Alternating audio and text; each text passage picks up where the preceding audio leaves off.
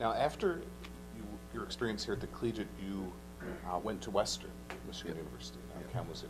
And what what were you involved with down there, Well, writing-wise? yeah, at first I wasn't. I was a commuter student, so I was living on, in kind of in East Town, I guess, Cherry Hill area of Grand Rapids, and driving down to Kalamazoo every day.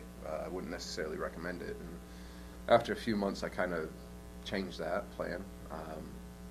But I do remember what kind of the collegiate experience does to you is it, for better or for worse, it makes you hypercritical of any word, sentence you ever see. At least it did it to me, and especially of newspapers. And you pick up and you want to see what the newspaper's doing. I guess whether it be in print or online at this point. But so I took a year off or 2 years off basically between doing the collegiate and college basically, and going to Western. So I went out and decided that the best career path was to get a job in a warehouse, also, which I don't recommend necessarily. But after that, I renewed sense of educate myself and these sorts of things, and headed down to Kalamazoo Western. The first thing I do, of course, is I pick up the newspaper. I'm like, what are these guys up to? I kind of had a look through, and was like, well, maybe since I'm living in Grand Rapids, I could write the occasional article for that. I definitely didn't think that I could be involved in the same capacity as I was here, just from living so far away. But so for the first week or two of the semester that I was going through, I just pick up the newspaper, and then all of a sudden, of course, you see someone has stepped down, and they were looking for someone to be a copy editor. So I was like, I can't just not look into this, right? Because it was a daily paper. It had a print run of like 12 grand. And I mean, it just seemed like a great opportunity, and I was like, I can't not throw my hat in the ring. So I went ahead and did that, interviewed for the position, drove down especially for the interview, got the job, and was the copy editor for about 3 or 4 months until the editor-in-chief stepped down at the recommendation of the board of directors. But that's an entirely different ball of wax, and I'm sure you guys all experience with political maneuvering in any organization. But he stepped down in January, coincidentally right around my birthday, and the board of directors interviewed me and another person to replace him, and they ended up deciding that for the remainder of the year we should do it together. So we were co-editors. We were both basically I was the night editor-in-chief, and my friend Carolyn was the editor-in-chief during the day.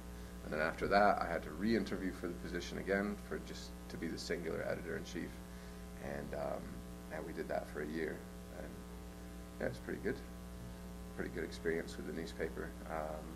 And I was a little bit involved with some of the creative writing circles down there as well. But I mean, you guys are all working on a newspaper. You know how much time it takes up and how much you got left to distribute to other things. So yeah. So that was the Western paper is a daily paper? Yeah, it's classified as a daily. It's not 7 days a week. It's 4 days a week, or it was. And now I think it's twice weekly. I mean, just with digital things happening, like a lot has changed, and it hit them especially. But yeah, so 4 days a week, which means 4 deadlines a week, and yeah, so it was usually between 8 and 16, sometimes 20 pages, full broadsheet, and yeah, and like I said, 12,000 print run. So it was stepping into a whole new world, basically, as far as that goes, with responsibility. Yeah. So although you may have touched on it a little bit, what was it like leaving the Collegiate and moving on to that? Was this one other thing maybe that you didn't mention? Yeah, well, I think I got a good phase in as far as like, because another big thing was, I wasn't the editor-in-chief here. I wasn't like the be-all, end-all.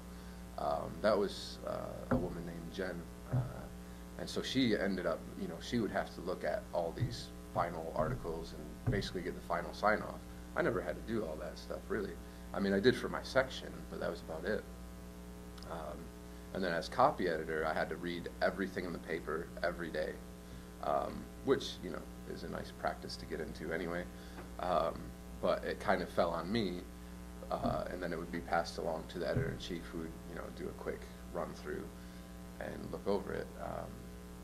So it was a tremendous bump in responsibility, and then becoming editor-in-chief on my own, just looking over that stuff every day. And I mean, as far as being critical goes, I mean, you just go over it.